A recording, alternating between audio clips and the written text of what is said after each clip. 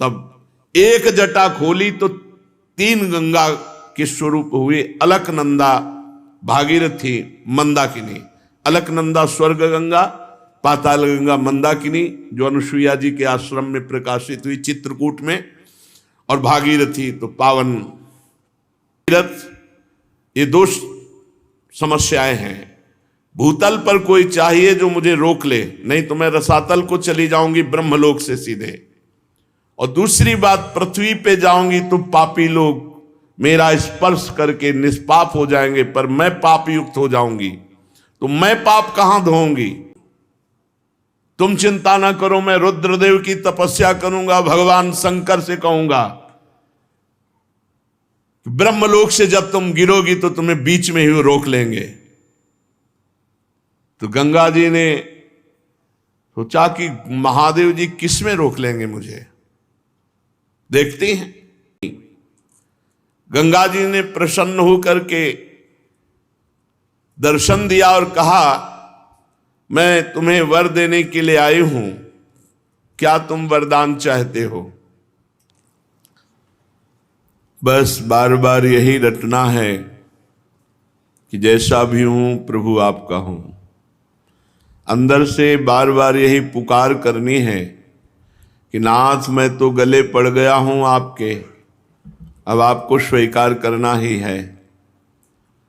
इतनी पुकार करनी है कि समदर्शी परमात्मा में पक्षपात प्रकट हो जाए। हमारी पुकार में इतनी विरह वेदना हो कि करुणा करके प्रभु जो समदर्शी हैं वो पक्षपाती बन जाएं। जैसे अम्बरीश जी का पक्षपात लिया, जैसे बड़े बड़े महाभागवत जनों का पक्षपात लिया, तो प्रभु पक्षपाती बन जाएं। ऐसा हमें बार बार पुकार करना है कि हे नाथ मैं आपका हूं, जैसा हूं प्रभु आपका हूं, आपके सिवा हमारा कोई नहीं है। ये बात बार बार अंदर दोहरानी है, जिससे जो हम चिंतन करते हैं वही प्रभाव पड़ता है। जैसा प्रभाव स्वीकार हो वैसा ही चिंतन करें, और जैसा चिंतन करेंगे वैसा ही स्वभाव और प्रभाव हमारे ऊपर लागू हो जाएगा। तो हम बार बार दासत्व का चिंतन करें। प्रभु हमारे स्वामी हैं, हम प्रभु के दास हैं, जैसे भी हैं प्रभु के हैं, प्रभु के सिवा कोई हमारा नहीं। हे नाथ मैं आपका हूं, आप मेरे हैं। ये अंदर चलना चाहिए, ये अंदर बीच बीच में बात उठनी चाहिए। गोस्वामी जी कह रहे हैं, जैसो हो तैसो राम रावरो जन जनि परि हरिये, जनि परि हरिये। कृपा सिंधु कौशल धनी शरणागत पालक धरनी आपनी धरिये, धरनी आपनी धरिये। हे श्री हरि, हे प्रभु, मैं भला बुरा कैसा भी हूं, जैसा हूं पर आपका हूं। जैसो हो तैसो राम रावरो जन जनि परि हरिये। मैं जैसा भी हूं आपका हूं, आपका दास हूं, इससे आप मुझे कभी त्यागिएगा नहीं। आपसे प्रार्थना है जनि परि हरिये। ये जानकर कि ये बुरा है, इसे त्याग दें, तो हमारे पास कोई अब आश्रयदाता नहीं है, हमारा कोई ठिकाना नहीं आपके सिवा। अगर आपने त्याग दिया तो फिर प्रभु विश्व में हमारा कोई ठिकाना नहीं। हे हरि, ये जान करके कि इसका अब कोई नहीं है मेरे सिवा, मैं दोषी हूं, मेरे में दोष हैं, पर मेरे दोष देखकर अगर त्याग देंगे तो फिर हमारा सर्वनाश हो जाएगा, क्योंकि और कोई हमारा है ही नहीं। अगर आपने त्याग दिया तो फिर कहां जाऊंगा? आपके समान कोई नहीं, फिर आपसे बढ़कर क्या बात है? नाथ कृपा सिंधु कौशल धनी, शरणागत पालक, धरनी आपनी ढरिए। आप अपने स्वभाव के अनुसार बर्ताव करें प्रभु, स्वभाव से कभी विचलित मत होइएगा। स्वभाव से विचलित होना है बहुत नीच है, बहुत अधम है, बहुत बार संभाला लेकिन फिर गलती ही कर रहा है। नाथ अगर ऐसा देखोगे तो हमारा फिर किंचन मात्र मंगल नहीं हो पाएगा। मैं आपकी शरण में हूं, हे कृपा सिंधु, हे श्री हरि, हे शरणागत पालक, आप अपने स्वभाव का ही बर्ताव रखिए, क्योंकि आपका उदार करुणा वरुणालय स्वभाव है। अगर आप हमारे स्वभाव की तरफ देखकर करुणा करने की बात सोचेंगे तो कभी करुणा नहीं करेंगे, क्योंकि हमारा स्वभाव ही ऐसा है। प्रभु, ये काम क्रोध लोभ मोह मद मत्सर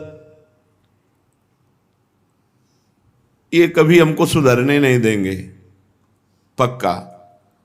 अगर सुधार सकते हो तो आप सुधार सकते हो, आप इनको डांट दो, ये हमारे हृदय में अपना प्रभाव ना दिखाएं। तुम सुधारी आए सदा, सबकी सब ही विधि, अब मेरी यो सुध लीजिए। इतिहास साक्षी है कि जिस जिसने आपकी शरण ली आपने सुधार दिया। सुधारते आए हो, अब मेरी तरफ से क्यों उदासीन हो? मेरे को भी सुधारो प्रभु। बिगाड़ने वाले सारे आचरण मेरे में हैं, काम क्रोध आदि का प्रभाव है। नाथ सदैव संत जन शास्त्र जन ये कहते हैं कि जिसने आपकी शरण ली आपने उसे महात्मा बना दिया, आपने उसे सुधार दिया। तो फिर मेरी जब बारी आई तो उदासीन क्यों हो? मेरे को क्यों नहीं सुधार रहे हो? हे शरणागत प्रतिपालक, काम क्रोध आदि बिगाड़ने वाले हैं, सदैव मुझको बिगाड़ते ही रहेंगे। सुधारना पड़ेगा तो आपको ही। मेरे में सामर्थ्य नहीं कि मैं अपने को सुधार सकूं, आप ही सुधारिए।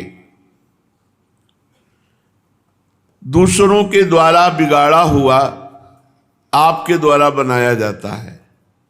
ते सब दूसरे हैं, काम क्रोध लोभ मोह मद मत्सर अहमता ममता, इन सब ने बिगाड़ दिया मेरे हृदय को। अब आप ही सुधारेंगे, क्योंकि सुधारते आए हैं। और अगर आपने ये देख कर के कामी है क्रोधी है और आपने छोड़ दिया तो फिर प्रभु बहुत बिगाड़ हो जाएगा, फिर नहीं संभल पाएंगे। यदि आपने छोड़ दिया तो फिर संभल नहीं पाएंगे।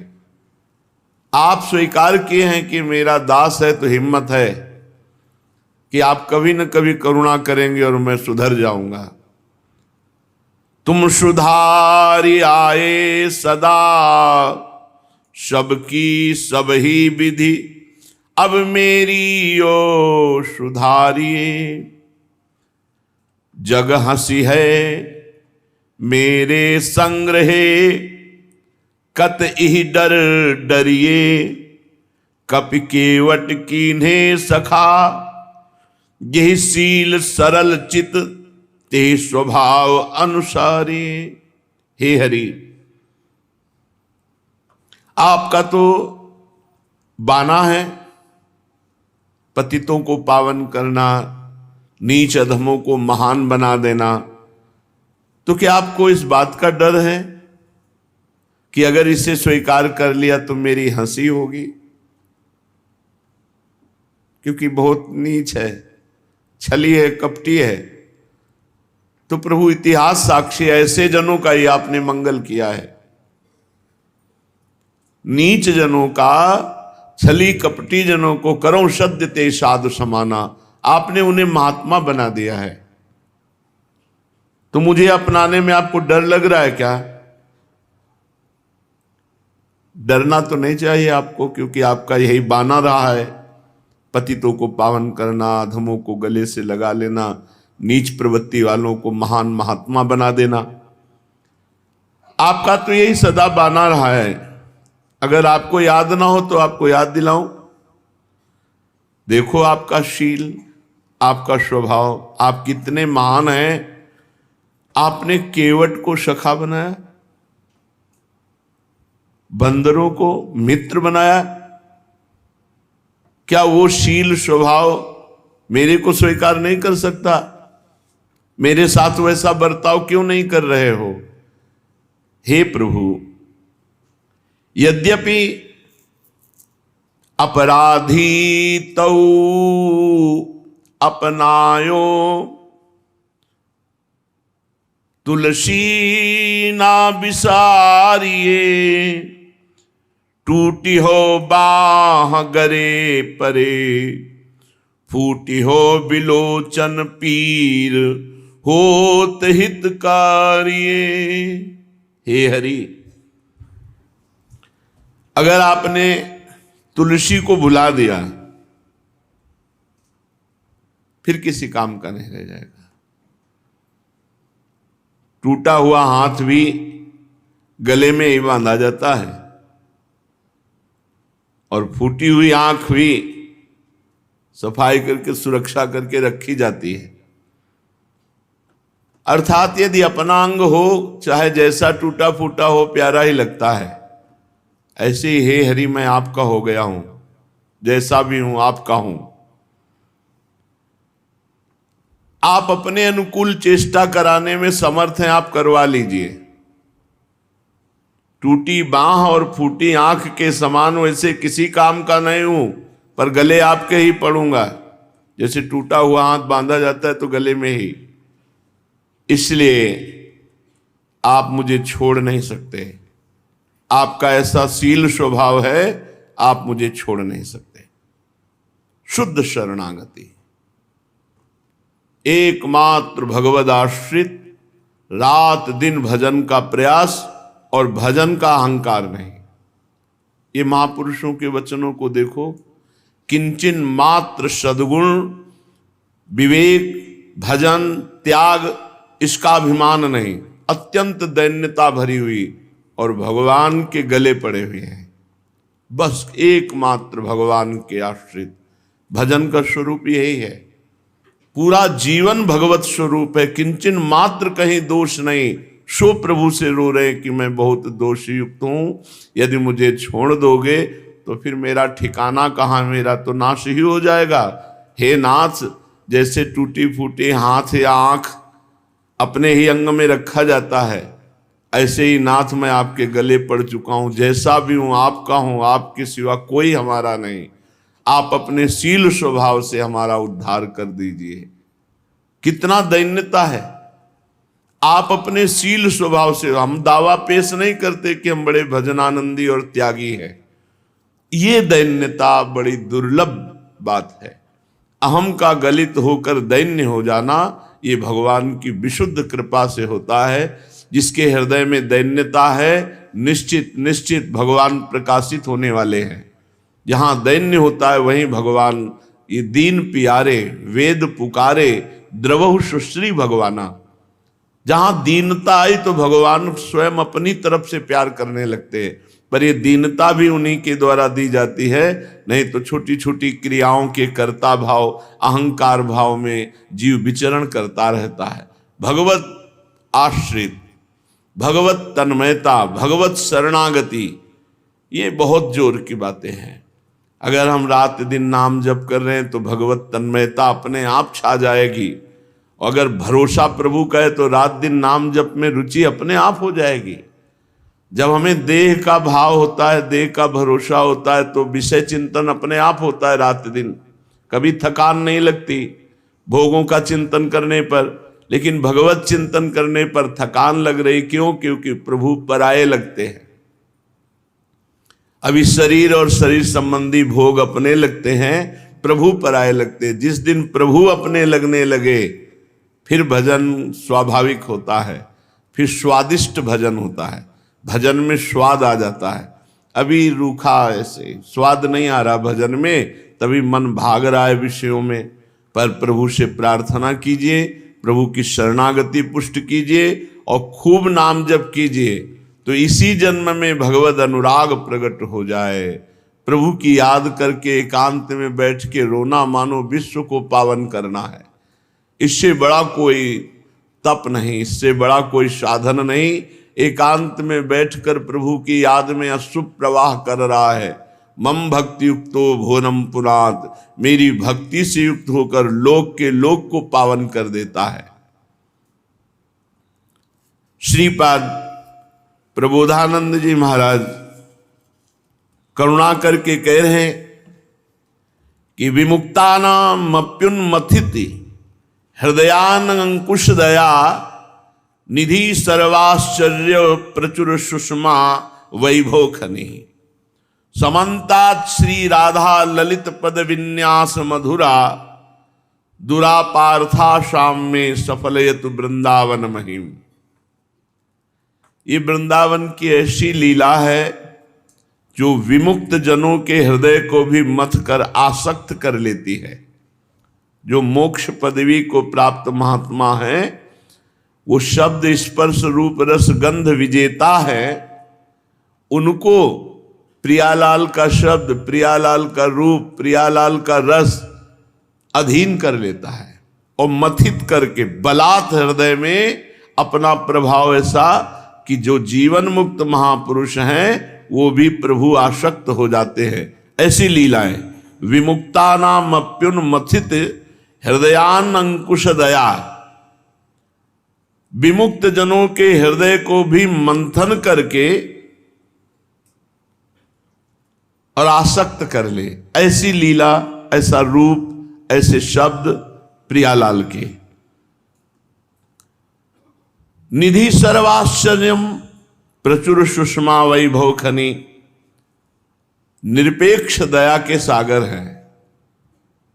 किसी की अपेक्षा नहीं हमारे प्रभु को, पर जो गले पड़ गया, शरणागत हो गया, तो फिर दया के सागर हैं।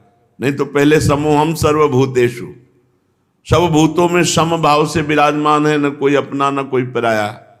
लेकिन जब शरणागत आर्त भाव से पुकारता है तो प्रभु का हृदय दया से द्रवित होकर पक्षपात कर लेता है और उसकी विजय हो जाती है। जिसके पक्ष में प्रभु हो गए वो माया पर विजय प्राप्त कर लेता है। तो जिनकी ऐसी लीला है कि जीवन मुक्त महापुरुषों के हृदय को मथ करके अधीन कर देती है, जो निरपेक्ष हैं, पूर्ण काम हैं, पर दया के समुद्र हैं, और आश्चर्य में जिनकी सुषमा है, ऐसे श्री राधा के ललित चरणारविंद, ऐसे श्री श्याम सुंदर के ललित चरणारविंद दोनों युगल सरकार के वृंदावन भूमि पर अंकित होते हैं।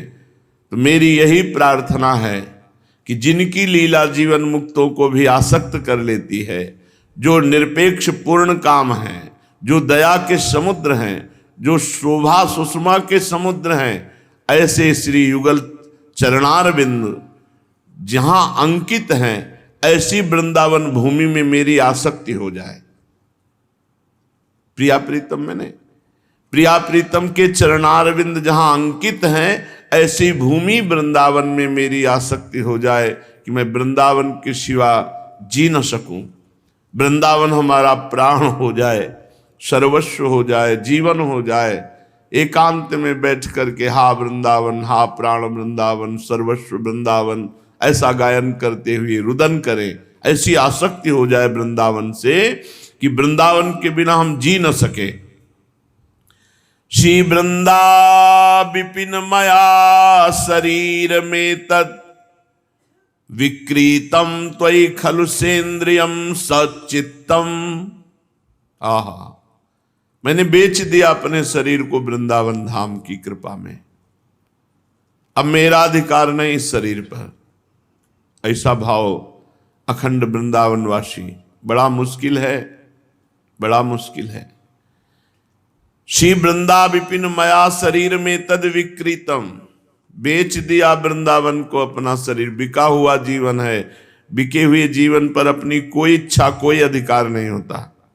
जैसे कल महामहिम हरिश्चंद्र जी चांडाल के यहां बिके, तो जो आज्ञा हुई वही किया, इस स्मशान में खड़े रह करके रात दिन पहरा देना और जो आए उससे कर लेना। तो अपने पुत्र तक का कर लिया, क्योंकि बिके हुए उनका कोई अधिकार नहीं, अब अपना पराया कुछ नहीं। ऐसे ही हम वृंदावन को बिक गए। विक्रीतम शरीर में तद, मेरा ये शरीर वृंदावन को बेच दिया गया। किस बात पे? वास मात्र से। मुझे वास मिला तो मैं वृंदावन को अपना जीवन दे दिया।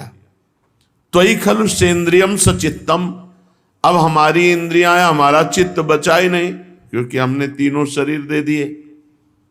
तो श्री राधा रमण पदारविंद भक्ति मूल्येन श्रुति वचसा वदाशि नो किम। इस शरीर को तो न जाने कितने बार शरीर संबंधी भोगों में, रिश्ते नातों में दे दिया, बेच दिया। अब इस बार जो हमने वृंदावन को बेचा तो परिणाम में क्या?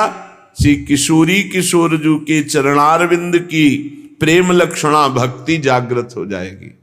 जो अपने आप को वृंदावन के हाथ बेच देता है तो वृंदावन मूल्य देता है प्रिया प्रीतम का प्रेम।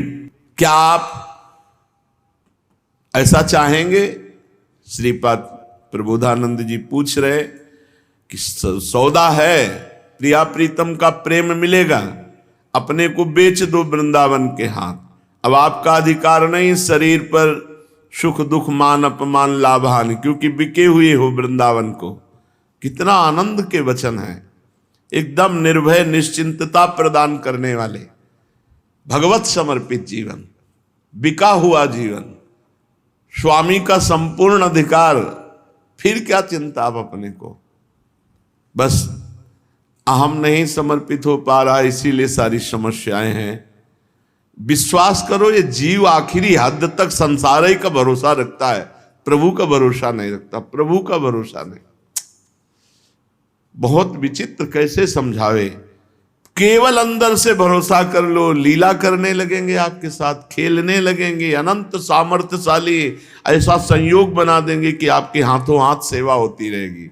पर ऐसे संयोग नहीं बनेगा जिंदगी भर भोग भोगते रहे, रिश्तों का पोषण करते रहे, संबंधों का।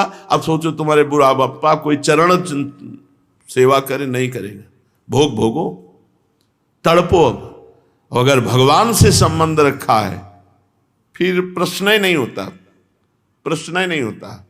जिनको ये लगता है कि वृंदावन वास कर रहे हैं हम अकेले हैं, तो अभी अकेले क्यों हो? प्रिया प्रीतम को क्यों नहीं मिलाया अपने में? उनको मूर्ति समझते हो, छवि समझते हो। एक बार प्यार करके तो देखो, पूरे विश्व का वैभव उनके हाथ में है।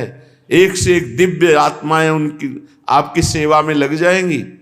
पर अब ऐसे नहीं लगेंगे कि पूरा जीवन संसार को अपना मानते रहे। अब भी प्रिया प्रीतम को नहीं मान रहे, अब भी बाट जो रहे कि वही लड़का बच्चा बहु परिवार हमारा साथ दे दे, और मरने को तैयार है। यही बात है, बेच दो अपने जीवन को वृंदावन के हाथ, तो श्री प्रिया प्रीतम का प्रेम रूपी मूल्य वो प्रदान कर देगा। क्या आप चाहोगे? श्रीपाद कह रहे अपना जीवन बेच दो वृंदावन को, वृंदावन आपको प्रेम दे देगा।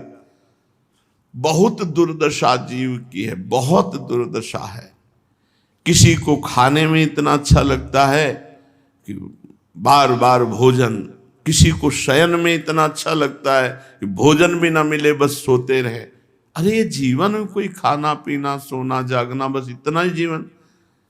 उठ करके बैठ करके भगवान नाम कीर्तन करना, वाणी का गायन करना प्रभु के।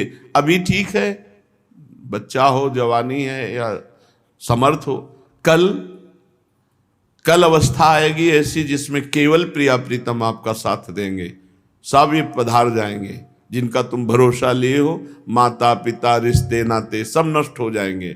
और जीवन में भजन किया नहीं, एकांतिक भजन में प्रीति हुई नहीं, तो काम क्रोध अपना तांडव करेंगे। फिर कौन बचाएगा? फिर कौन बचाएगा? इसलिए श्रीपाद कह रहे हैं आपको सौदा पक्का है, आप अपने जीवन को वृंदावन को बेच दीजिए तो वृंदावन प्रिया प्रीतम के चरणारविंद का प्रेम रूपी मूल्य देकर आपको खरीद लेगा। बस समर्पित कर, सारा खेल समर्पण का है। जितनी दिव्यताएं हृदय में आती हैं वो समर्पण से आती हैं, किसी साधना से नहीं आती। जितनी जोर का समर्पण उतनी जोर की दिव्यता जागृत हो जाती है। दिव्य महापुरुष यहां सब विराजमान हैं, दिव्यता ही दिव्यता है, पार्थिवता तो नाम मात्र की है। और हमारे में पार्थिव ही बुद्धि है, प्राकृतिक ही चिंतन है, इसलिए दिव्यता तक नहीं पहुंच पा रहे। इतनी सहचर्या प्रिया प्रीतम की सेवा में है, वृंदावन की सेवा सुरक्षा में है। आप अकेले कैसे हो सकते हो? आपकी सेवा ही होगी, आपको दुलार मिलेगा और आपको लगेगा कि मैं अकेले रहूं, कोई आए ना जिससे प्रिया प्रीतम के जन आवे।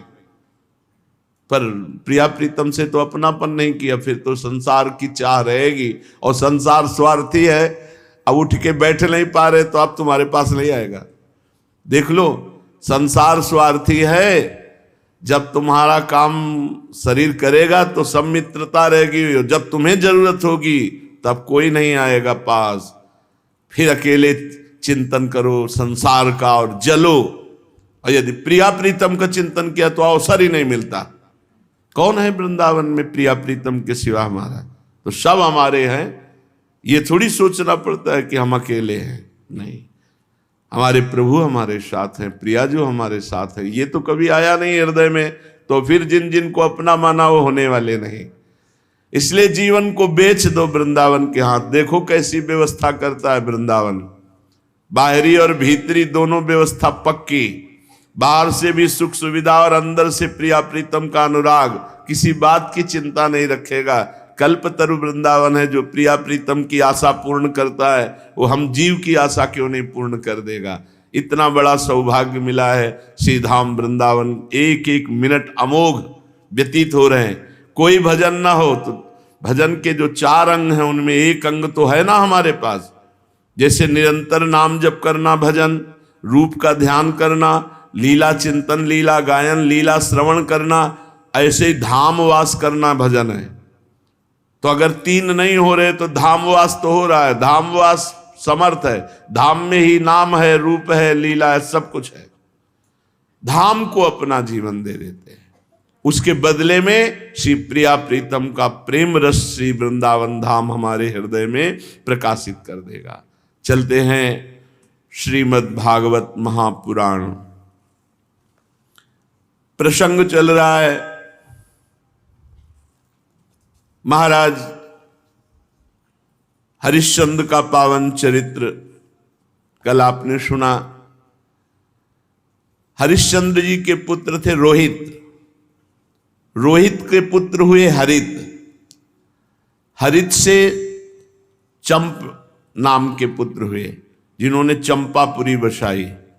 चंप से सुदेव, उनके पुत्र हुए विजय, विजय का भरुक, भरुक का वृक, वृक का पुत्र बाहुक।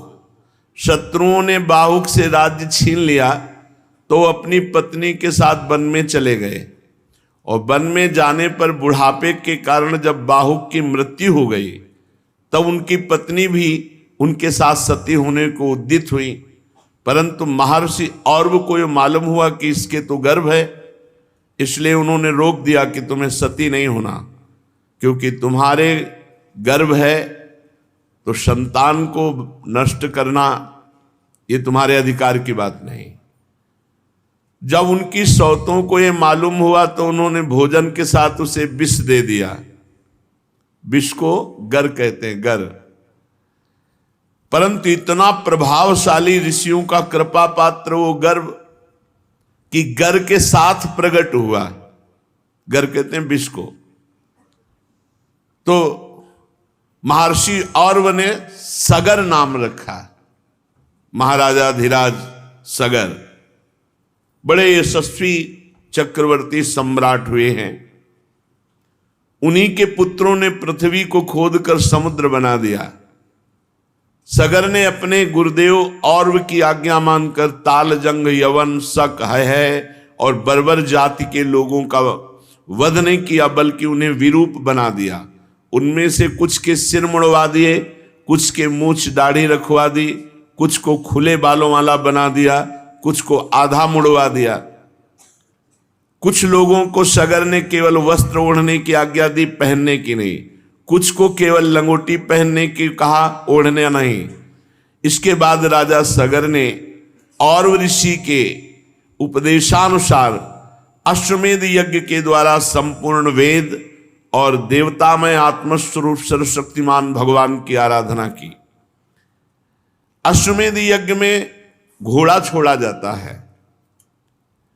उस घोड़े को जिस राज्य से निकले पूजन करके नमस्कार कर दे तो युद्ध नहीं होगा, माना जाता है वो परास्त हो गया। अगर घोड़े के साथ थोड़ी भी छेड़खानी की तो युद्ध होगा और उस बलवान राजा उसे बंदी बनाएगा। तो उस घोड़े को इंद्र ने चुरा लिया अश्वमेध यज्ञ के। पता ही नहीं चला कि किस राजा ने घोड़ा बंदी बनाया, क्योंकि इंद्र ने चुरा लिया, किसी राजा ने नहीं। उस समय महारानी सुमति के गर्भ से उत्पन्न हुए सगर के पुत्रों ने अपने पिता के आज्ञानुसार घोड़ा सारी पृथ्वी छान डाली, ढूंढा पर कहीं नहीं मिला। तब उन्हें बड़ा क्रोध आया और बड़ी गुस्सा से उन्होंने पृथ्वी को खोदना शुरू किया। खोदते खोदते उन्हें पूर्व और उत्तर के कोने पर अपना घोड़ा बंधा दिखाई देगा, जो कपिल मुनि का आश्रम था। 60,000 सगर के पुत्र थे। वो शस्त्र उठाकर कहने लगे, दौड़ो दौड़ो, पकड़ो, यही हमारे घोड़े को चुराने वाला चोर है। देखो तो सही, घोड़ा चुरा के यहां बांध लिया और आंख मूंद कर बैठ गया। ये तो पाप कर्म इसने किया, इसको मार डालो। सब दौड़ पड़े, 60,000 थे। कपिल भगवान आंख मूंदे हुए भगवान के ध्यान में थे। अब जे भी मुनि के पास गए तो उनकी आंख खुल गई। तो महापुरुषों के तिरस्कार के फलस्वरूप उनके शरीरों में आग लग गई। क्षण भर में 60,000 सगर के पुत्र राख बन गए। कोई साप आदि नहीं दिया, केवल वो प्रहार करने आ रहे थे तो उन्होंने देख लिया तो सब राख हो गए। 60,000 सगर के पुत्र।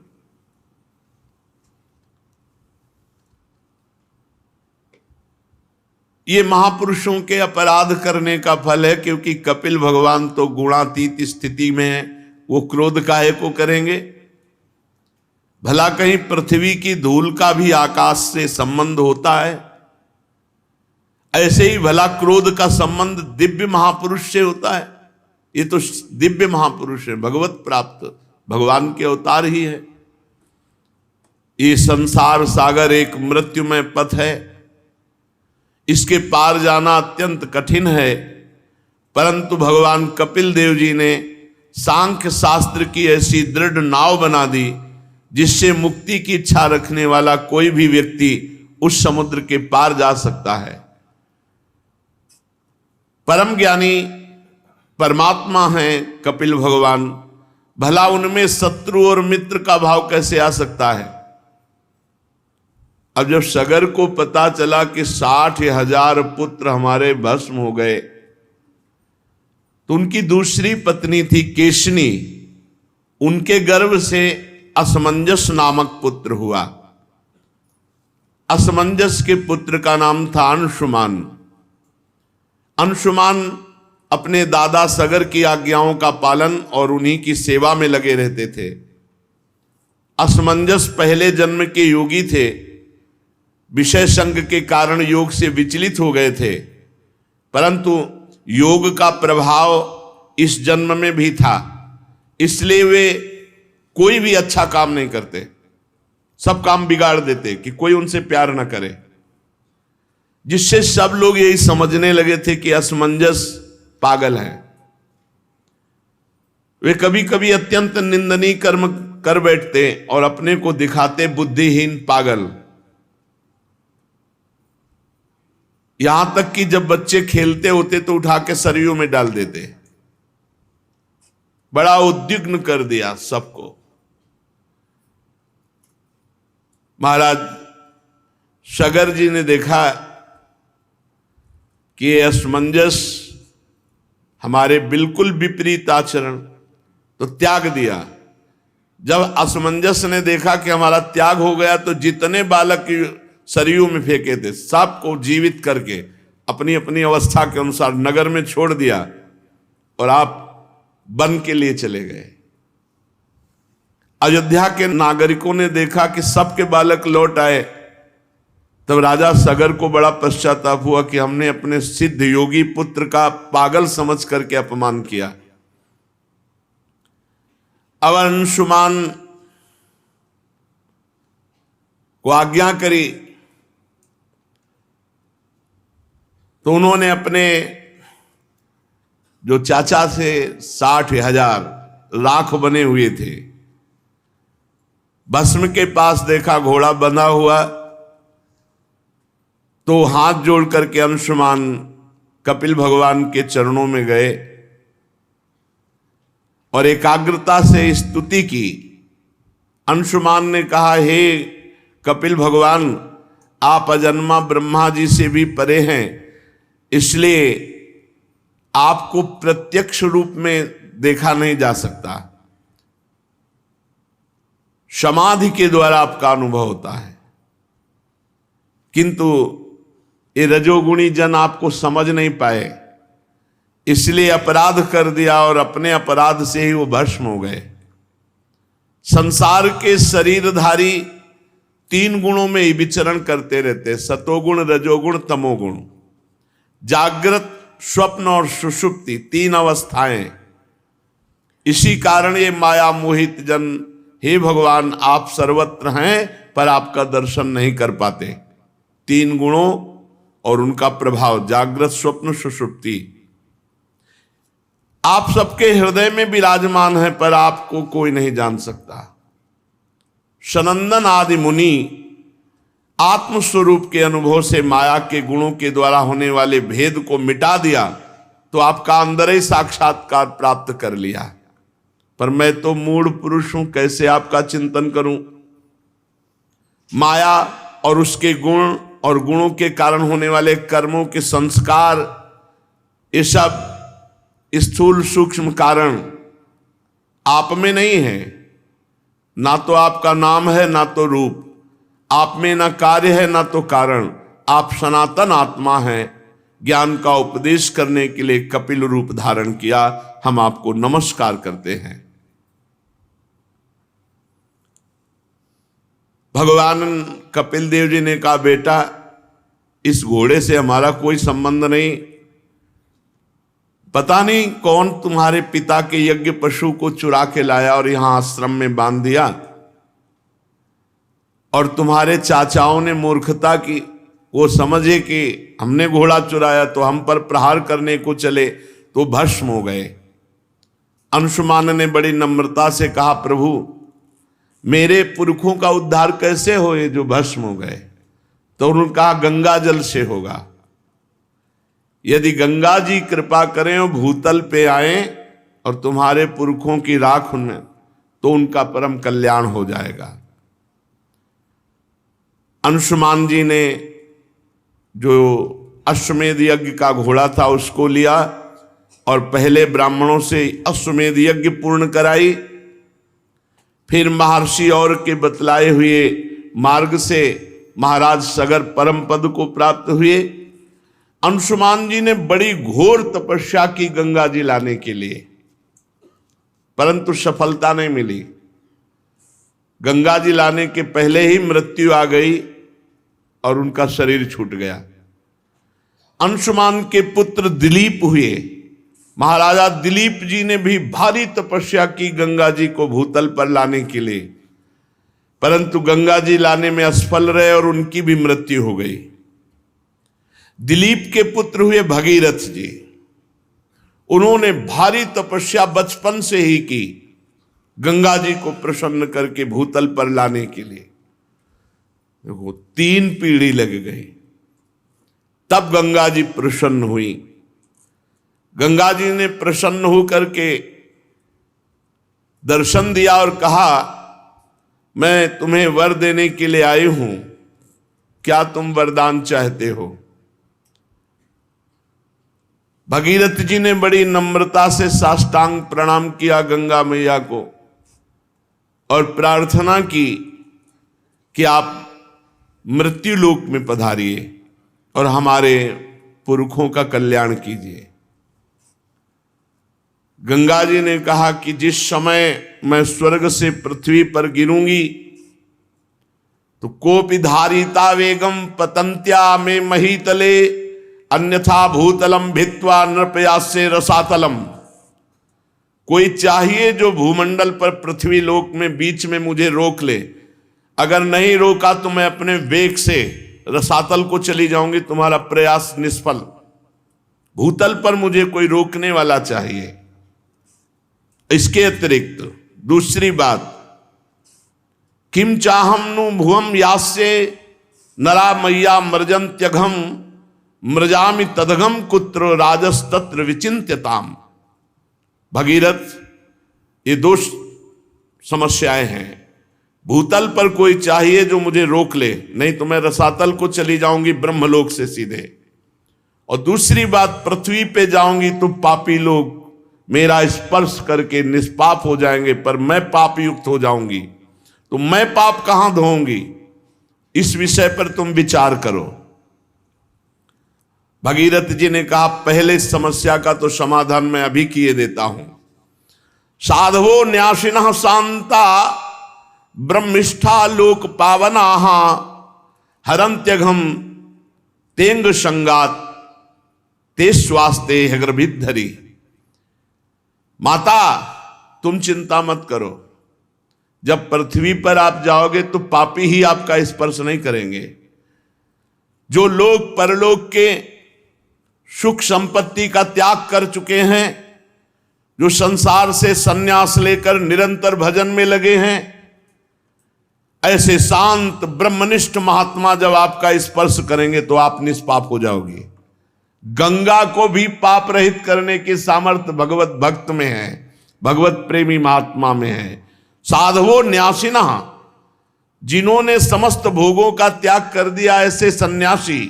शांता, जो हर द्वंद्व सहते हैं। ब्रह्मिष्ठा, जो ब्रह्मनिष्ठा वाले। लोक पावना, जो लोकों के पावन करने की सामर्थ्य रखते हैं। हरंत्यघम तेंग संगात, वो जब गंगा में गोता लगाएंगे तो गंगा निष्पाप हो जाएंगी। ये बात कही भगीरथ जी ने।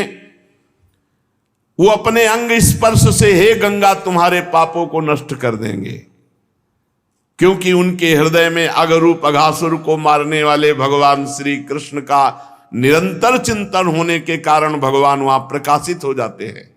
हृदय में भगवान कब प्रकाशित होते हैं? निरंतर चिंतन करने के कारण। और दूसरी बात कि तुम्हारा वेग रसातल में भेद कर चला जाएगा तो नहीं माता। बीच में ही धारयिष्यति ते वेगम रुद्रस्त्वात्मा शरीरिणाम यस्मिन् नोतमिदं प्रोतम विश्वम साटीव तंतुषु। तुम चिंता ना करो, मैं रुद्रदेव की तपस्या करूंगा। भगवान शंकर से कहूंगा ब्रह्मलोक से जब तुम गिरोगी तो तुम्हें बीच में ही रोक लेंगे। तो गंगा जी ने सोचा कि महादेव जी किस में रोक लेंगे मुझे, देखते हैं। तो गंगा जी ने जो ही ब्रह्मलोक से ऐसी विशाल धारा गंगा जी की, भगवान शंकर ने जटा खोल दी। जटा कटा संभ्रमम भ्रमण नीलम निर्झरी विलोलवी चिवल्लरी विराजमान मूर्धनी, और बांध लिया जटाओं। गंगा की धारा को जटाओं में लपेट लिया। भगीरथ ने कहा, महाराज नीचे कुछ बूंद तो गिरे, नहीं तो हमारे पुरखे तो वैसे ही रह गए। तब एक जटा खोली तो 3 गंगा के स्वरूप हुए। अलकनंदा, भागीरथी, मंदाकिनी।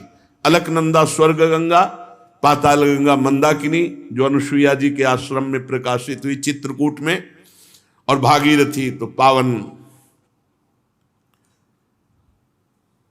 त्रिभुवन पावनी श्री गंगा जी भारत देश को पावन करते हुए, हिमालय से देश को पावन करते, आगे आगे भागीरथ जी चल रहे हैं और पीछे गंगा जी चल रहे हैं। कितना महान पावन भूमि है जहां गंगा जी विराजमान है। गंगा जी भगवती तव तीरे नीरमात्रा सनोहम विगत विषय तृष्णा कृष्ण माराधयामि सकल कलुष भंगे स्वर्ग सोपान संगे तरल तर तरंगे देवी गंगे प्रसीद। इतनी आसक्ति गंगा जी से कहीं नहीं हुई, ऐसी आसक्ति। यमुना जी का अवगाहन सेवन हुआ पर उतना नहीं हुआ जितना गंगा जी का हुआ। बचपन से गंगा जी ही पूरा जीवन थी। आहार भी गंगा जल का ही और विहार भी गंगा के तट का। पूरा गंगा शब्द से एकदम रोमांच होता है, जैसे अपनी सगी माँ की याद आ जाए और हृदय विकल हो जाए, ऐसे हो जाता है। गंगा जी की आसक्ति हृदय में इतनी कि वो बता नहीं सकती। जैसे अपनी माँ से आसक्ति होती है, ऐसे गंगा जी से आसक्ति थी और उन्होंने पालन पोषण माँ की तरह ही किया। हे देवी, तुम्हारे तीर पर केवल तुम्हारा जलपान करता हुआ, विषय तृष्णा से रहित होकर। किसी ने पूछा कि एकांतिक में कि आप भी तो मन वाले हैं। साधक जब साधना करते तो अपने लोग देखते मन भागता है, ये विषय वो विषय संसार। आपको नहीं सताया क्या? तो आपको सही बताएं, ऐसी रहनी और ऐसा स्थान की विषय चिंतन का कहीं संयोग ही नहीं था। ऐसे ऐसे सिद्ध महापुरुष ब्रह्मलीन, जिनको देखने के बाद हाहाकार मचता ब्रह्म तत्व में स्थित होने का, कहीं विषय संयोग का दर्शन गंगा किनारे कहाँ है? और कभी हरिद्वार की तरफ ऊपर नहीं चढ़े, जहां देखा कि भीड़ वहां नहीं गए, बस किनारा किनारा ही, प्रयाग तीर्थराज काशी विश्वनाथ घाटों में, फिर किनारा वापस, यही क्षेत्र ही था, यही क्षेत्र था। हम कहीं जीवन में नहीं गए, किसी भी तीर्थ में, किसी और धाम में नहीं गए। वृंदावन आना था इसलिए चित्रकूट से तो कई दिन चित्रकूट में रुके, नहीं तो कोई तीर्थ नहीं, बस गंगा किनारे जो पड़ते हैं, ब्रह्मावर्त, इलाहाबाद संगम, काशी विश्वनाथ, बस किनारा गंगा जी। गंगा ही हमारा जीवन थी। विषय तृष्णा का नाश करती है गंगा जी का दर्शन, स्नान और जलपान विषय तृष्णा का नाश करके और भगवान की आराधना की अद्भुत वृत्ति देती हैं। हे सकल पाप विनाशिनी स्वर्ग सोपान रूपिणी तरल तरंगिणी देवी गंगे,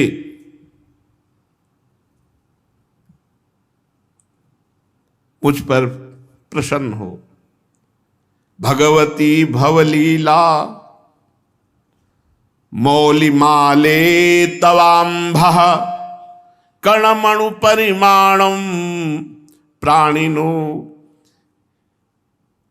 ये स्पृशंति अमर नगर नारी चामरग्राहिणी नाम विगत कलि कलंकातंक मंके लुठंती। हे भगवती गंगा, तुम महादेव जी के मस्तक की लीलामयी माला हो। जो प्राणी नित्य तुम्हारे जलकण के अणुमात्र का भी स्पर्श करता है, वो कलि कलंक के भय को त्याग कर दिव्यता को प्राप्त होता है। कलयुग उसका कुछ नहीं बिगाड़ सकती। जो गंगा जल का पान करते हैं, एक बूंद ही चाहे रोज, गंगा जल है कौन? हमारे प्रभु का चरणामृत है, वामन भगवान का, जिनका चरणामृत गंगा कहा गया, जिस गंगा जी को देवाधिदेव महादेव सर पर धारण किए।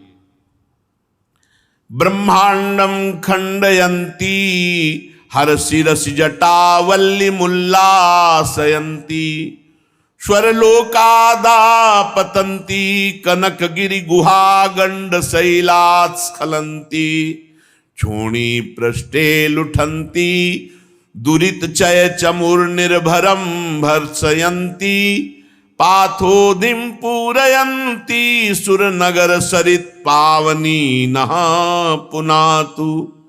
ब्रह्मांड को फोड़कर निकलने वाली महादेव जी की जटालता को उल्लसित करती हुई स्वर्गलोक से गिरती हुई सुमेरु की गुफा और पर्वतमाला से झड़ती हुई पृथ्वी पर लौटती हुई पाप समूह की सेना को कड़ी फटकार देती हुई समुद्र को भरती हुई देवपुरी की पवित्र नदी गंगा हमें पावन करे। श्री गंगा जी वरदान है, ब्रह्मद्रव है, मूर्तिमान भगवत स्वरूप है। हम भारतवासियों का कितना सौभाग्य जहां की नदी के रूप में ब्रह्मद्रव, बिल्कुल सच्ची कहते हैं, रोज नया उत्साह, नई एक अगन भगवत प्राप्ति की, तत्वबोध की। कभी ऐसा खान पान विश्राम संसार ये स्मरण की ही वृत्ति नहीं रही। गंगा जी की कृपा से ये स्मरण की ही वृत्ति नहीं थी। त्रिकाल गंगा स्नान, तीनों टाइम सर में डुबकी लगा के, ऐसे नहीं कि ऐसे हाथ पैर धो लिए, ऐसे तीनों बार गंगा जी का स्नान, चाहे सर्दी हो चाहे गर्मी चाहे बरसात। तो जब लगन लगती है तब फिर कुछ नहीं सुनाई देता। ये मन तभी आपको, आपके हृदय में अभी लगन नहीं लगी, भगवत प्राप्ति की लगन लग जाए तो ये विषय, अरे ब्रह्मादिक के भोग सब विषम लागत ताई, नारायण ब्रज चंद की लगन लगी ही जाए। ऐसे ही जो गांव के लोगों के 100 फेंक दिए जाते हैं, कुत्ते किनारे लाके ऐसे नोच रहे हैं, वहीं बैठे हैं, वहां भोग सुहाई देगा, भोग चिंतन सुहाई देगा। वहां तो बस हाय हाय मचा। ये शरीर की दुर्दशा, यही हमारे शरीर की दुर्दशा होगी। फिर भगवत तत्व का अगर बोध नहीं हुआ तो मतलब क्या रह गया। वहां यही दृश्य, कहीं चिता में आग लग रही, कहीं कोई हाथ लिए कुत्ता भाग जा रहा है, कहीं कोई टांग घसीट रहा है, यही दृश्य थे। ये दृश्य आग का काम करते हैं वैराग्य के। इस क्या शरीर है। तो कई कई दिन भूखे रहने पर भी पीड़ा थोड़ी होती थी, हर समय ब्रह्माकार वृत्ति। कैसे कैसे जीवन का परम लक्ष्य प्राप्त हो रात दिन।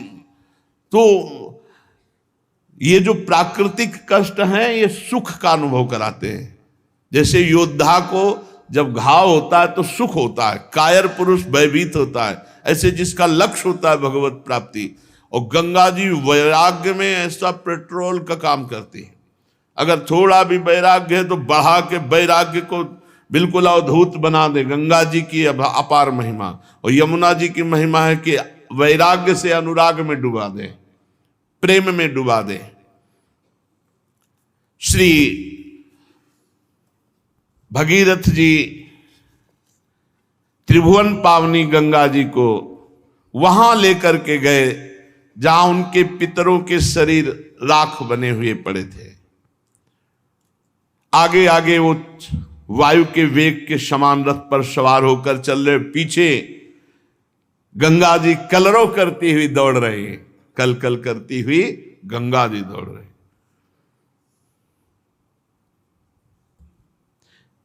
इस प्रकार गंगा सागर संगम पर पहुंचकर उन्होंने जले हुए पुत्रों को अपने जल से गंगा जी ने पावन किया।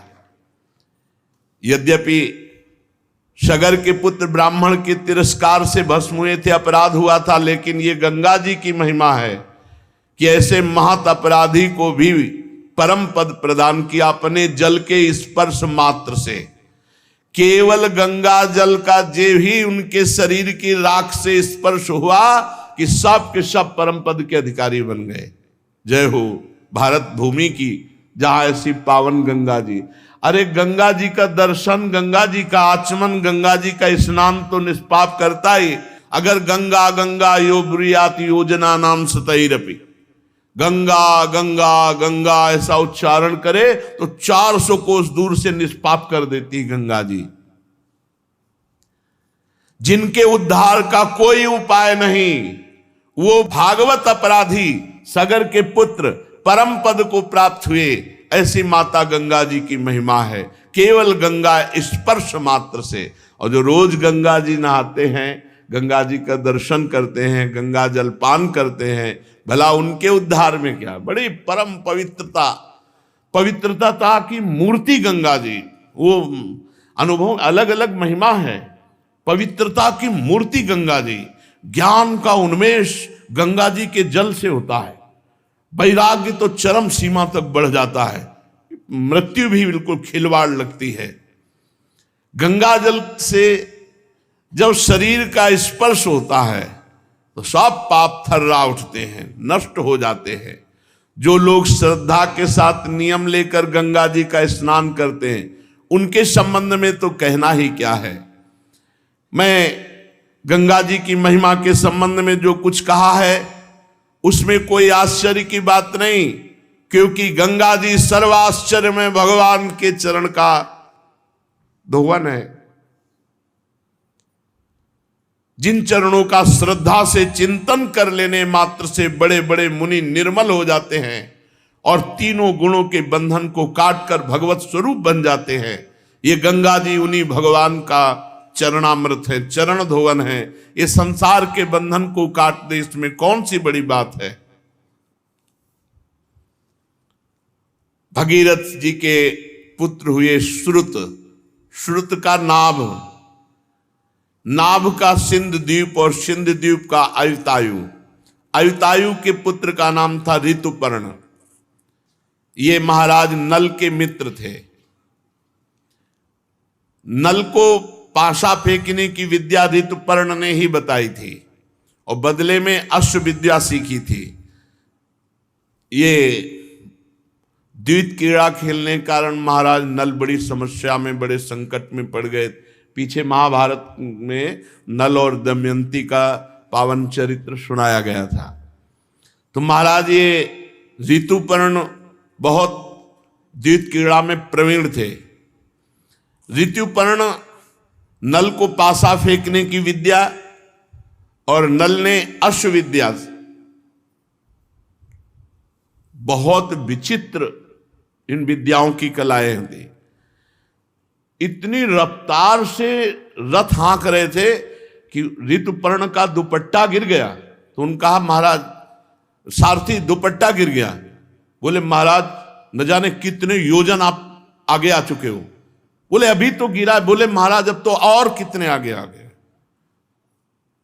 नल को इतनी विद्या प्रवीण थी कि उन्होंने गणित लगा करके एक चलते हुए रथ से एक वृक्ष में, कि सिहोर का शायद वृक्ष था, किसका वृक्ष था, उसके पत्ते फल सब पूरा गणना बदल। राजा ने कहा नहीं रुको, रथ रोको, हम तुम्हारी अंदाज वाली बात नहीं मानते। बोले महाराज एक पत्ते में फर्क नहीं पड़ सकता। उन्होंने डाल काटी, उतने ही पत्ते उतने ही पुष्प। तब उन्होंने कहा तुम्हारी धन्य है विद्या, तुम कौन हो? तो उनका महाराज मैं हूं तो सारथी ही। बोले नहीं, ये विद्या केवल महाराज नल में पाई जाती है। तो ना आपका रूप है, क्योंकि वो रूप भी नहीं था। करकोटक सांप के काटने से अंतर ध्यान। बड़ा रोचक प्रसंग महाराज नल दमयंती का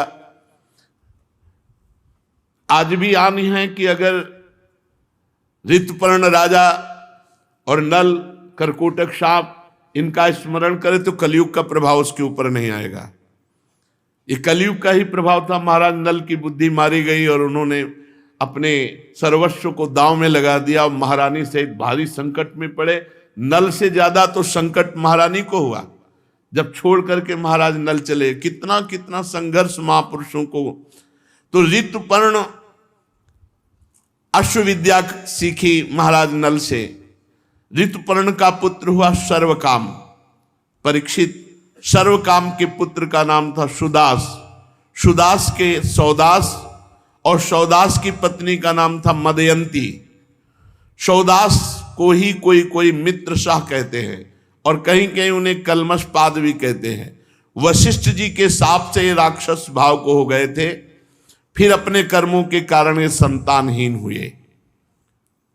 राजा परीक्षित ने पूछा, भगवान हम जानना चाहते कि महात्मा सौदास को गुरु वशिष्ठ जी ने शाप देकर राक्षस क्यों बना दिया? यदि कोई गोपनीय बात ना हो तो गुरुजन अपने शिष्य को बता देते हैं, तो कृपा करके बताइए। श्री सुखदेव जी ने कहा, परीक्षित, एक बार राजा सौदास शिकार खेलने गए और उन्होंने राक्षस को मार डाला, उसके भाई को छोड़ दिया। राक्षस ने राजा के इस काम को अन्याय माना और भाई की मृत्यु का बदला लेने के लिए जब उसने देखा कि आज वशिष्ठ जी राजा के यहां भोजन करने आ रहे हैं, तो रसोइये का अपहरण कर लिया, माया से रसोइये का रूप धारण कर लिया और अभक्ष पदार्थ मांस आदि भोजन में मिलाकर सुंदर भोजन बनाकर वशिष्ठ जी के सामने परोसा गया। तो वशिष्ठ जी भोजन को देख करके जो ध्यानस्थ हुए तो पूरी बात जान गए कि ये तो अपवित्र है। तो उन्होंने क्रोधित होकर राजा को शाप दिया कि तू निमंत्रण करा रहा है मुझे और मुझे अभक्ष पदार्थ परोसा रहा है, ये तेरा काम राक्षसी काम है, इसलिए जा तो राक्षस भाव को प्राप्त हो जा। इसमें महाराज का कोई दोष नहीं था, वो राक्षस रसोइया के रूप में गुप्त रूप से, पर दोष तो राजा का ही, निमंत्रण देने वाले का ही माना जाएगा। इसलिए वशिष्ठ जी ने शाप दे दिया। महाराज कलमषपाद मित्रशः सौदास नाम से पुकारे जाते थे कि जाओ तुम राक्षस भाव को प्राप्त हो जाओ। उन्होंने चरण पकड़ा और कहा, महाराज मेरी इसमें कोई गलती नहीं है। तब उन्होंने कहा, ठीक है, 12 वर्ष तो राक्षस रहोगे ही, 12 वर्ष के बाद तुम पुनः अपने स्वरूप को प्राप्त हो जाओगे। तब उन्होंने कहा, महाराज बिल्कुल अपराध न होने पर 12 वर्ष के लिए राक्षस भाव दिया, मैं भी आपको शाप दे सकता हूं। तो उनकी पत्नी ने कहा, नहीं, ये आकाश, ये पृथ्वी, ये दिशाएं सब के सब भगवत स्वरूप है और गुरुदेव सब रूपों में हैं। गुरुदेव को दंड देना ये कहां की बात, तुम तो अभी राक्षस बन गए, साप तो 12 वर्ष का हो, तुम तो अभी राक्षस बन गए। उनकी पत्नी ने डांट लगाया। तो उन्होंने कहा, मैं जल को कहां छोड़ू? तो उनका अपने पैरों में छोड़ो। इसीलिए उनके पैर काले पड़ गए, तो कलमषपाद नाम से वो पुकारे गए। थोड़ी देर में वो राक्षस हो गए, राजा बिल्कुल राक्षस बन गए क्योंकि वशिष्ठ जी का शाप।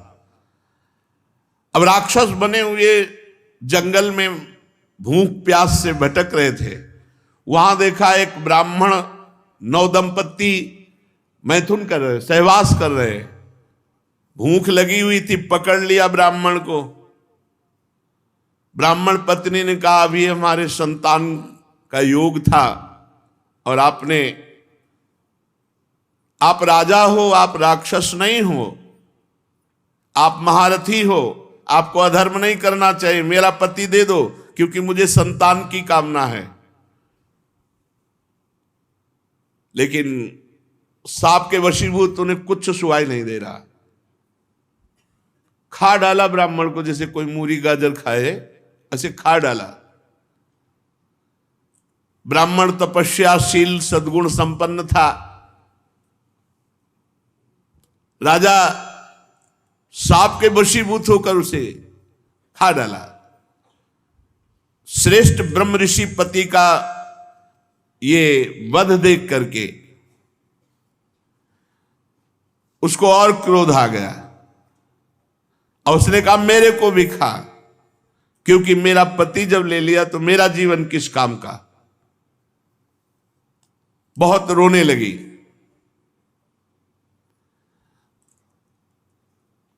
महाराज ने कहा, मुझे कुछ सुहाई नहीं दे रहा है, मेरे अंदर राक्षस भाव जागृत हो चुका है, मैं तुम्हें भी खा जाऊंगा, पर अभी मेरी भूख नहीं लगी, मैं कोई दया करके नहीं छोड़ रहा हूं, मेरी बुद्धि काम नहीं कर रही, वशिष्ठ जी के शाप से मैं राक्षस हो चुका हूं।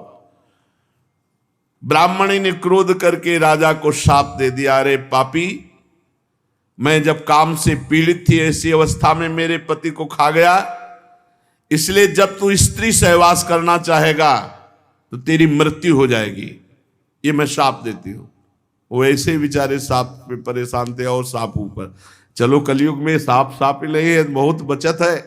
12 वर्ष बीतने के बाद जब तू सांप से मुक्त होगा और अपनी पत्नी के पास जाएगा, उस समय मेरा सांप काम करेगा। अब तो वैसे राक्षस भाव को प्राप्त हुए, अब राक्षस भाव में सांप मिल गया कि गृहस्थी लायक नहीं रह गए। उन्होंने इतना दिमाग काम कर रहा था, ये सांप याद रखा और जीवन में कभी गृहस्थ सुख नहीं भोगा महाराज कलमषपाद, इसलिए वो संतानहीन हो गए। 12 वर्ष के बाद वशिष्ठ जी ने संतान प्रदान की।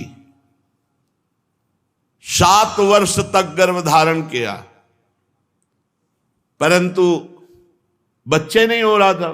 वशिष्ठ जी की कृपा से गर्भाधान तो हुआ, पर 7 वर्ष तक बालक नहीं हुआ।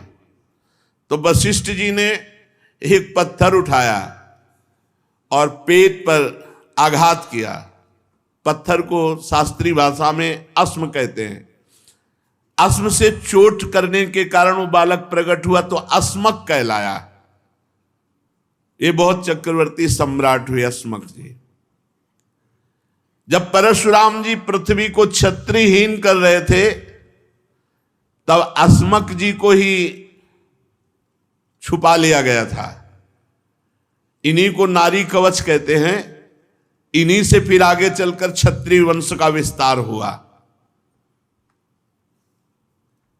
मूलक के पुत्र हुए दशरथ, दशरथ के एडविड, एडविड के राजा विश्वसा, विश्वसा के खडवांग हुए। महाराज खडवांग ऐसे महावीर थे, इन्हें कोई जीत नहीं सकता था। देवताओं की प्रार्थना से दैत्यों का वध किया महाराज खडवांग ने। और जब देवता बहुत प्रसन्न हुए तो पूछा, आपको जो वरदान चाहिए मांग लो। तो खडवांग ने कहा, मेरी आयु कितनी बची है? तो उनका 2 घड़ी 48 मिनट।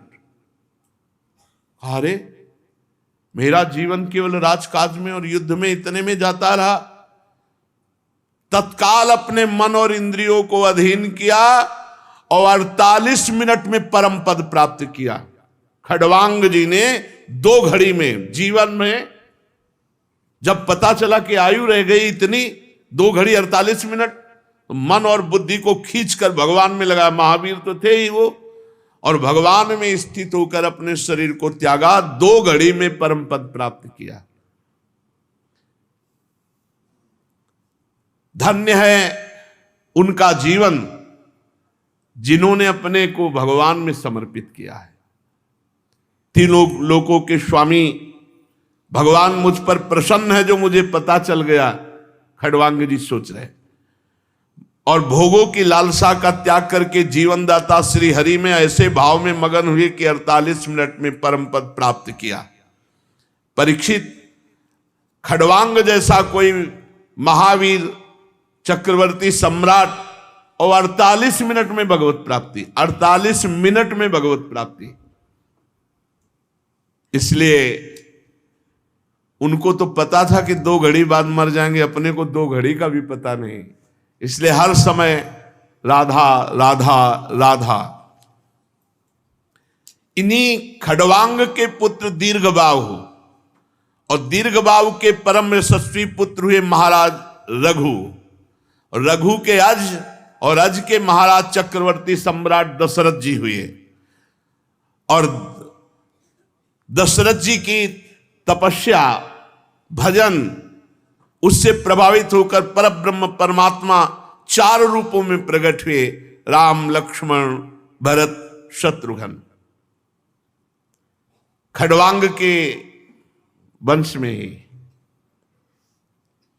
परीक्षित, सीतापति भगवान मर्यादा पुरुषोत्तम श्री राम का चरित्र तो तत्वदर्शी ऋषियों ने बहुत वर्णन किया है और तुमने अनेक बार उसे सुना भी है। भगवान श्री राम सत्य प्रतिज्ञ, अपने पिता राजा दशरथ के सत्य की रक्षा के लिए राजपाट छोड़ दिया और 14 वर्ष तक वनवास स्वीकार किया।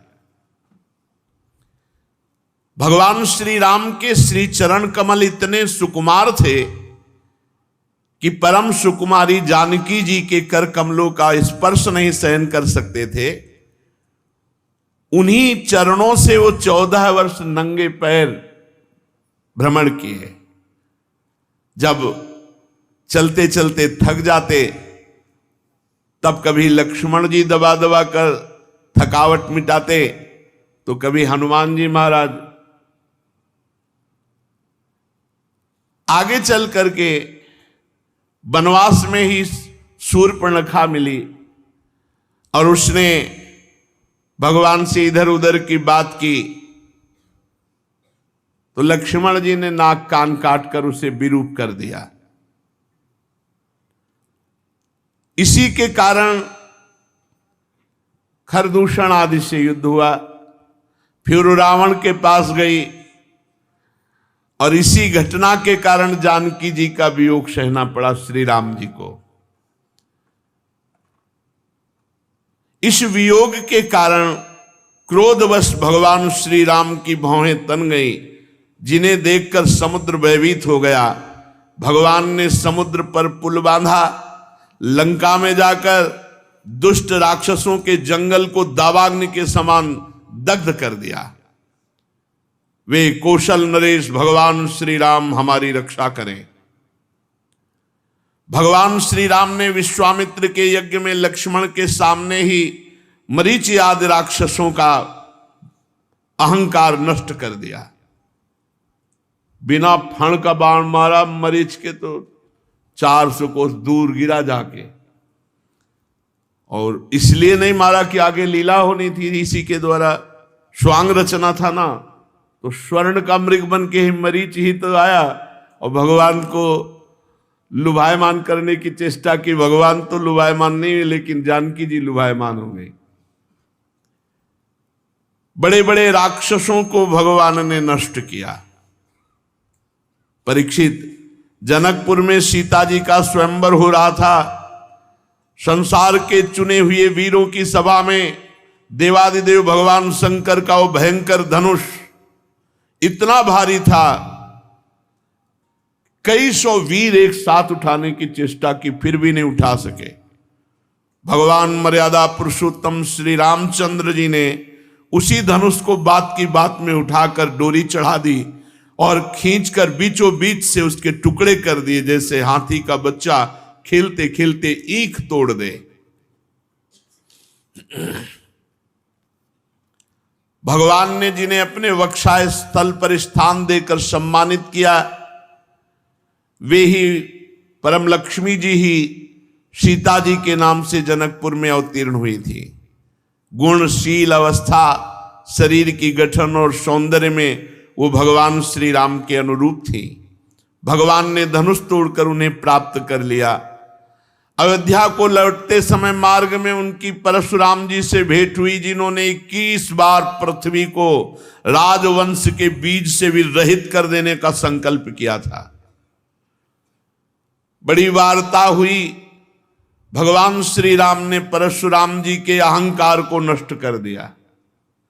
इसके बाद पिता के वचन को सत्य करने के लिए वनवास स्वीकार किया। यद्यपि महाराज दशरथ ने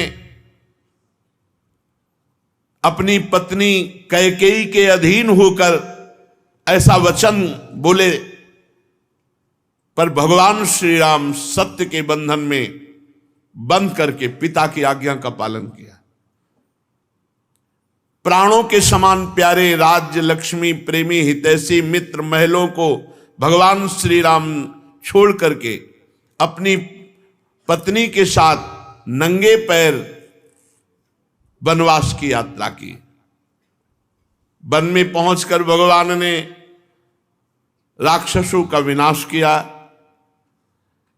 कलुषित काम वासना के कारण अशुद्ध बुद्धि वाले जो राक्षस, खर, दूषण, तिसरा आदि बड़े बड़े इन 14,000 बड़े महारथी राक्षसों को भगवान श्री राम ने अकेले नष्ट कर दिया। जब रावण ने सीता जी के रूप, गुण, सौंदर्य आदि की बात सुनी तो उसका हृदय आतुर हो गया। अद्भुत हरिण के वेश में मारीच को उनकी पर्णकुटी के पास भेजा। धीरे धीरे वो भगवान को वहां से दूर ले गया। अंत में भगवान ने अपने बाण से उसे बात की बात में वैसे मार डाला जैसे दक्ष प्रजापति को वीरभद्र ने मारा था। जब भगवान श्री राम जंगल में दूर निकल गए तब लक्ष्मण जी की अनुपस्थिति में नीच राक्षस रावण ने भेड़िए के समान विदेह नंदनी सुकुमारी श्री सीता जी का हरण किया। अपनी प्राण प्रिया सीता जी से बिछुड़कर अपने भाई लक्ष्मण जी के साथ वन वन में दीन की भांति प्रभु घूमने लगे। और इस प्रकार भगवान ने फिर जटायु का दाह संस्कार किया, क्योंकि भगवत सेवा रूपी कर्म से वो परम पद को प्राप्त हो चुका था। फिर भगवान ने कबंध का संहार किया, फिर सुग्रीव आदि बानरों से मित्रता की, फिर बाली का वध किया। तदनंतर बानरों द्वारा अपनी प्राण प्रिया का पता लगवाया। ब्रह्मा और शंकर जिनके चरणों की वंदना करते हुए भगवान श्री राम मनुष्य की सी लीला करते हुए बंदरों की सेना के साथ समुद्र तट पर पहुंचे। वहां उपवास और प्रार्थना से जब समुद्र पर कोई प्रभाव न पड़ा तब भगवान ने क्रोध की लीला की। टेढ़ी नजर पड़ते ही समुद्र खलबला उठा और डर करके हाथ जोड़ करके ब्राह्मण शरीर धारण करके बहुत सी भेंट लेकर भगवान श्री राम के चरणों में आया और कहा, प्रभु हम मूर्ख लोग हैं, हम विनय से नहीं मानते, हम जड़ हैं। समुद्र ने कहा कि हे अनंत, हे प्रभु हम मूर्ख लोग हैं, हम जड़ हैं, हम विनय नहीं मानते, हम आपने क्रोध किया तो हमारी समझ में आई, इसलिए आपके स्वरूप को ना जानने के कारण आप हमें क्षमा कीजिए। और जाने भी तो कैसे प्रभु, हम सब जड़ हैं। प्रजापति बड़े बड़े ये सब रजोगुण से युक्त रहते हैं, कोई तमोगुण से युक्त, कोई सतोगुण से, और आप गुणातीत हैं, कैसे कोई जाने। वीर शिरोमणि मर्यादा पुरुषोत्तम भगवान श्री राम, आप चाहें तो अभी मैं सूख जाऊं और आप रास्ता दे दूं, लेकिन प्रभु आपका यश होगा यदि पुल बांध दिया जाए। त्रिलोकी को रुलाने वाले विश्वश्रवा के कुपूत रावण को मारकर अपनी पत्नी को फिर से प्राप्त कीजिए, यहां एक पुल बांध दीजिए, इससे आपके यश का विस्तार होगा। आगे चलकर बड़े बड़े नरपति जब दिग्विजय करते यहां आएंगे तो आपके यश का गान करेंगे। भगवान श्री राम ने अनेकानेक पर्वतों के शिखरों से समुद्र पर पुल बांधा। बड़े बड़े बंदर अपने हाथों से पर्वत उठाकर लाते, उनके बड़े बड़े वृक्ष और चट्टानें विभीषण जी की सलाह से नील, हनुमान आदि प्रमुख बानर समूह उन पत्थरों को जहां विराजमान करते वैसे वो विराजमान हो जाते। पुल बंधा, बानरी सेना लंका में प्रवेश किया, जो हनुमान जी के द्वारा पहले ही जलाई जा चुकी थी। उस समय बानर राज की सेना ने लंका के सब स्थानों को नष्ट भ्रष्ट कर दिया। राक्षस राज रावण ने निकुंभ, कुंभ, धूम्राक्ष, दुर्मक, शुरांतक, नरांतक, प्रहस्त, अतिकाय, विकंपन, ये बड़े बड़े अपने अनुचर सेवक, मेघनाथ आदि पुत्र, कुंभकर्ण आदि भाई, वो विशाल राक्षसों की बलवान सेना भगवान श्री राम, सुग्रीव, लक्ष्मण, हनुमान, गंधमादन, नील, अंगद, जाम्बवान, पनश, इन वीरों के साथ राक्षसों का सामना किया। मर्यादा पुरुषोत्तम भगवान श्री राम के अंगद आदि सेनापति राक्षसों की चतुरंगणी सेना हाथी, रथ, घुड़सवार, पैदल और द्वंद्व युद्ध की रीति से भिड़ गए। राक्षसों को पर्वत, शिखर, वृक्ष, गदा और बाणों के मार से विध्वंस कर दिया रघुनाथ जी के पक्ष ने। रावण के जितने अनुचर थे बड़े बड़े सब मारे गए, क्योंकि सीता जी को स्पर्श करने के कारण रावण का भाग्य ही नष्ट हो चुका था। राक्षस राज रावण ने देखा मेरी सेना का तो नाश हो गया, तब वो पुष्पक विमान पर आरूढ़ होकर भगवान श्री राम के सामने आया। उस समय इंद्र का सारथी मातली बड़ी ही तेजस्वी दिव्य रथ लेकर भगवान श्री राम के साथ विराजमान हुआ। रावण ने तीखे दिव्य बाणों से भगवान श्री राम पर प्रहार किया तो भगवान श्री राम ने कहा, रावण तू नीच राक्षसी भाव को प्राप्त है, तुझे बिल्कुल लज्जा नहीं आती। हमारी अनुपस्थिति में हमारी प्राण प्रिया का अपहरण कर लाया और तू यहां डींग मारता है, दुष्टता की हद कर दी। तेरे जैसा निर्लज्ज तो हमने कभी नहीं देखा, तू निंदनीय है, धिक्कार योग है। और सुन, जैसे कर्ता को अभिमान का फल शुभ अशुभ भोगना ही पड़ता, कोई नहीं टाल सकता, वैसे ही तेरी इस करने का फल मैं तुझे चखाऊंगा, कोई तुझे नहीं बचा सकता। रावण को फटकारते हुए भगवान श्री राम ने अपने सारंग धनुष पर बाण चढ़ाकर छोड़ा। बाण ने वज्र के समान उसके हृदय को विदीर्ण कर दिया। 10 मुखों से खून उगलता हुआ विमान से गिर पड़ा, ठीक वैसे जैसे पुण्यात्मा स्वर्ग का भोग समाप्त होने पर नीचे की तरफ गिरता है। रावण के पुरजन परिजन हाय हाय चिल्लाने लगे। हजारों राक्षसियां मंदोदरी के साथ रोती हुई लंका से निकल पड़ी, रणभूमि में आई।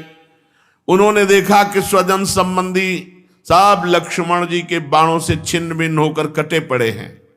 सब अपनी हाथों से छाती पीट पीट कर रो रही थी, विलाप कर रही थी कि स्वामी, ये तुम्हारी दुर्दशा इसलिए हुई कि समस्त लोकों के स्वामी भगवान श्री राम से विरोध किया।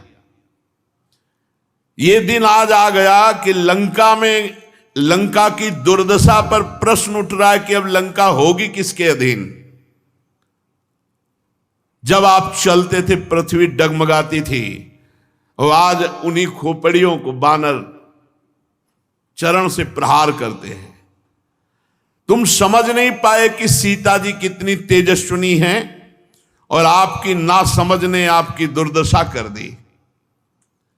कभी आपके कामों का श्रवण करके हम राक्षस वंश आनंदित होता था, लेकिन आज सारी लंका विधवा हो गई। आज आपकी दुर्दशा देख करके कोई आश्चर्य नहीं हो रहा, क्योंकि भगवान से विमुख की ऐसी ही दुर्दशा होती है।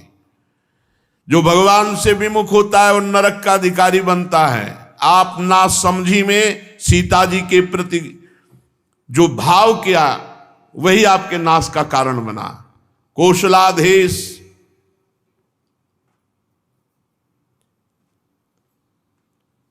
भगवान श्री राम से विरोध, उसी का फल यह है। और भगवान की शरण में विभीषण जी गए तो देखो सर्वोत्तम पद प्राप्त किया, भगवान का दुलार प्राप्त किया। ऐसे सब मंदोदरी आदि विलाप कर रही थी। भगवान श्री राम ने आज्ञा करी विभीषण जी को कि अपने स्वजन संबंधियों का पितृ तर्पण करो, अंत्येष्टि क्रिया करो।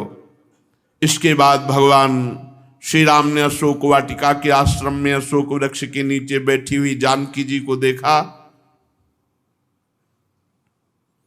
जो भगवान के प्रेम में विरह में अत्यंत दुबली हो गई थी। अपनी प्राण प्रिया श्री सीता जी को अत्यंत दुख में देखकर भगवान श्री राम का हृदय प्रेम और कृपा से भर गया। भगवान समीप गए, जानकी जी ने दर्शन प्राप्त किए, मुख कमल खिल उठा। भगवान ने विभीषण को राक्षसों का स्वामी, लंकापुरी का राजा, 1 कल्प की आयु, इसके बाद साकेत धाम में आने की बात निहाल कर दिया। भगवान पुष्पक विमान पर विराजमान होकर लक्ष्मण तथा सुग्रीव एवं हनुमान जी के साथ 14 वर्ष का व्रत पूरा हो जाने पर अयोध्या नगर की यात्रा की। उस समय मार्ग में ब्रह्मादि लोकपाल उनके ऊपर पुष्पों की वर्षा कर रहे थे। भगवान को जब मालूम हुआ कि भरत जी वलकल पहनते हैं और पृथ्वी पर कुशा बिछाकर सोते हैं और जटाएं बढ़ा रखी, तो बहुत दुखी हुए। भरत जी की दशा का स्मरण करके करुणाशील भगवान श्री राम का हृदय भर आया। जब भरत जी को मालूम हुआ कि मेरे प्राणाराध्य भगवान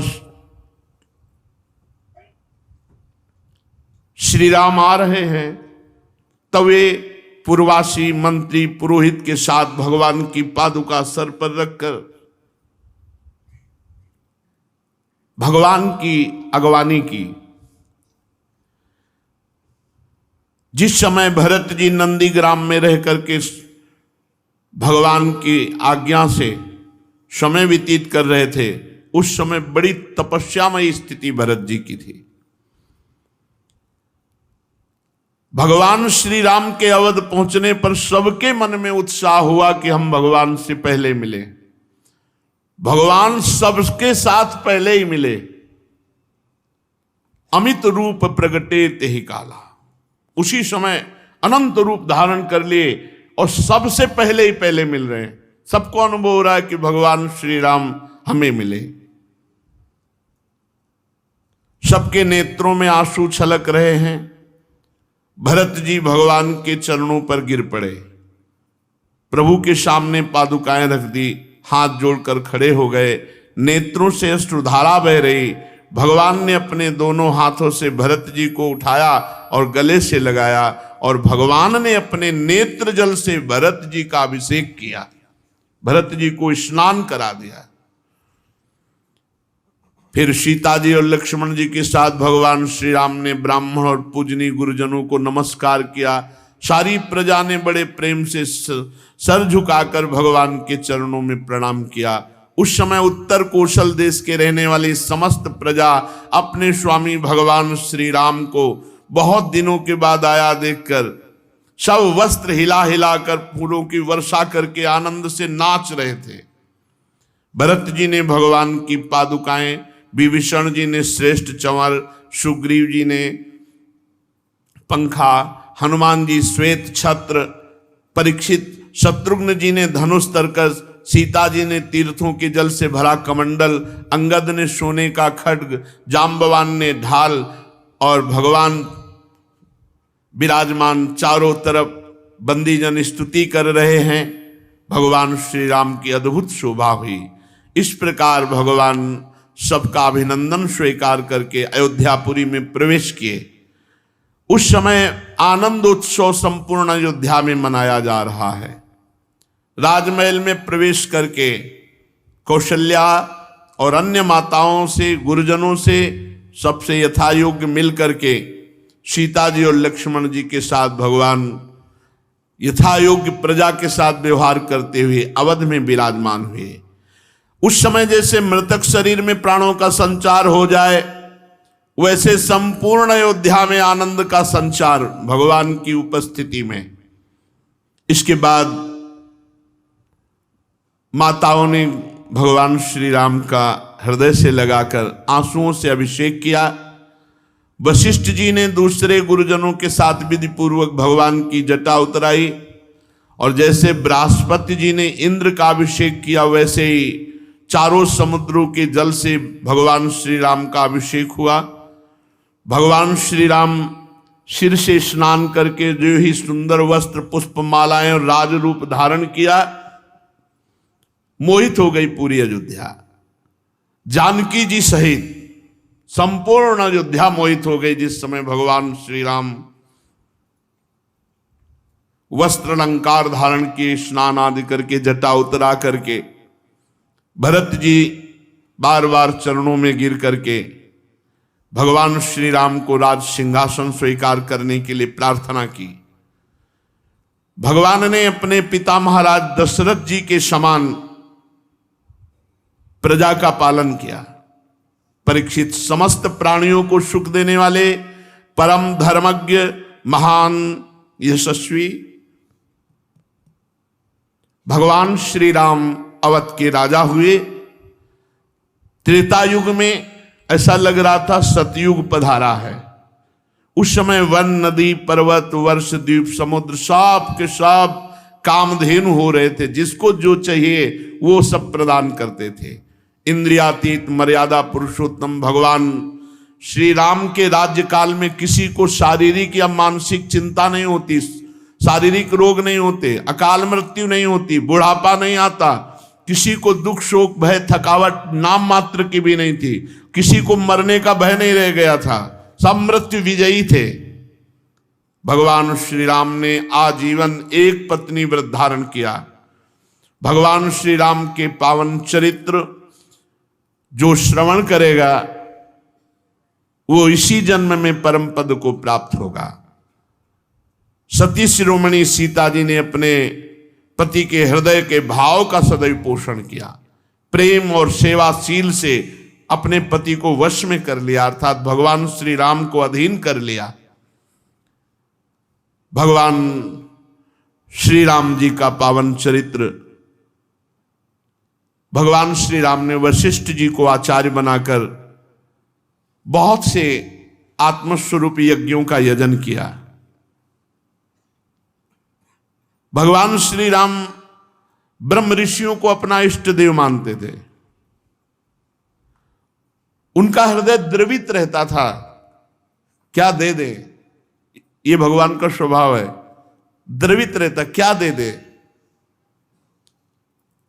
हृदय में स्नेह, द्रवण क्रिया, सबको देने की भावना, ये भगवान श्री राम में। हमारा मन ही नहीं होता बंद करने, क्या चलो देखो जीवन का यही समय सार्थक जा रहा है और तो सब प्रपंच है। भगवान की चर्चा, भगवान का नाम, ऐसा लगता है कि कुछ और हो ही ना। चित्त का प्रभु में निरंतर डूबना, बस ये ऐसा थोड़ी लग रहा है कि कल की चर्चा हो रही है, ऐसा लग रहा है अभी चर्चा हो रही है, अभी प्रभु के साथ।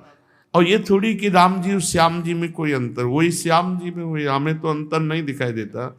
हमें तो बस अंतर अगर गौर से देखें तो इनकी ग्रीवा सीधी रहती है, वो थोड़ा टेढ़ी रखते हैं, बका एक ही बात है, वही राम जी हैं वही श्याम जी। से चर्चा आगे। श्री राधा वल्लभ लाल की।